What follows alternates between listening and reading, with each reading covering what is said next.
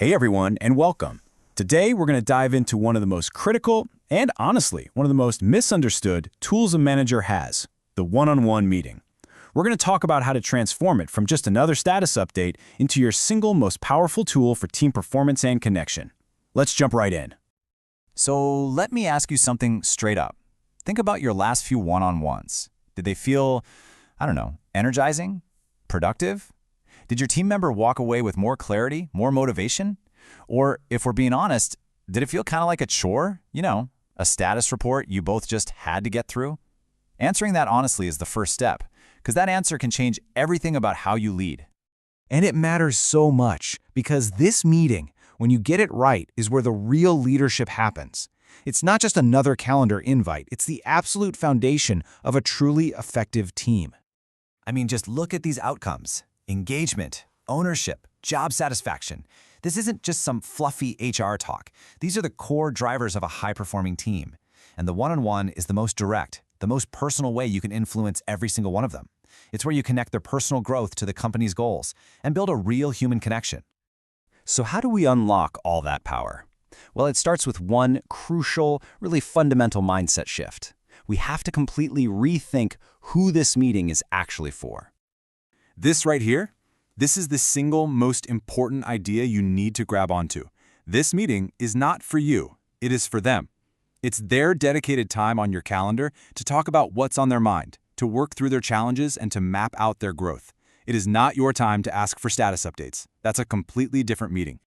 And here's a great way to put this into practice, the 80-20 rule. Your team members should be doing about 80% of the talking. This simple little metric totally changes your role, doesn't it? It forces you to stop directing the conversation and start guiding it, mostly by listening. So what do you do with your 20%? Well, it's not for giving orders. It's for asking really powerful questions that help them find their own answers. And this is the leap from being a manager who just directs tasks to becoming a coach who actually develops people. It's a game changer. Okay, so we've got the mindset down. Now for the playbook. Let's break down the practical, actionable steps you can take to make these meetings actually work. The logistics are simple, but you can't skip them. First, you got to be consistent. Weekly is perfect because it builds a rhythm and trust. Second, keep it focused. 30 minutes is great. It forces you to be efficient. And third, remember, they own the agenda. They come prepared to lead. You're just a minority shareholder here.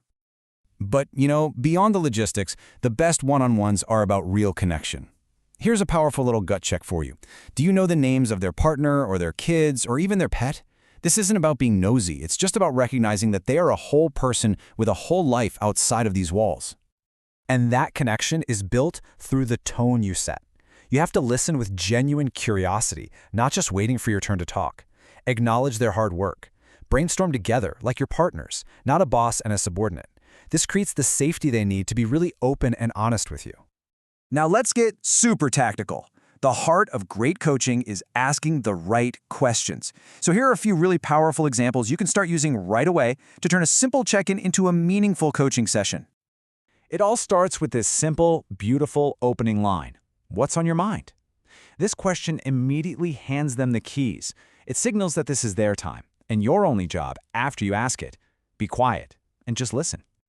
Okay, once they're talking, your goal is to help them uncover the real roadblocks. Asking about the rock in the road they keep stepping over is brilliant because it gets past surface-level problems. It's about finding those patterns, those systemic frustrations. Your job is to hear that pattern and then help them clear the path for good. Next, you need to understand their why. Asking what's most important to them reveals what truly motivates them. Is it making an impact? Is it learning a new skill? Once you know what really drives them, you can help connect their work to their passions, and that unlocks a level of performance you just can't force.